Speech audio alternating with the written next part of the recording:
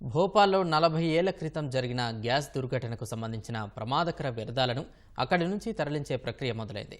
బుధవారం రాత్రి union carbide కంపెనీలో 377 టన్నుల రసాయన వ్యర్థాల తరలింపు ప్రక్రియ ప్రారంభమైనట్లు అధికారులు తెలిపారు. 12 కంటైనర్ లారీల్లో భోపాల్కు 250 కిలోమీటర్ల దూరంలోని ధర్ జిల్లా పీతాంపూర్ పారిశ్రామిక ప్రాంతానికి తరలించినట్లు Bhopal gas tragedy relief and rehabilitation department director స్వతంత్ర కుమార్ సింగ్ చెప్పారు. విషపూరిత వ్యర్థాలు తీసుకువెళ్తున్న కంటైనర్లకు అడ్డంకులు లేకుండా గ్రీన్ కారిడార్ ఏర్పాటు చేసినట్లు తెలిపారు. రసాయన వ్యర్థాలు కంటైనర్లో ఎక్కించడానికి ఆదివారం నుంచి 30 నిమిషాల షిఫ్టుల్లో 100 మంది వరకు పనిచేసినట్లు వెల్లడించారు. వ్యర్థాలు తరలించిన వారికి ప్రతి అరగంటకొకసారి విశ్రాంతి ఇవ్వడంతో పాటు వైద్య పరీక్షలు చేసినట్లు పేర్కొన్నారు.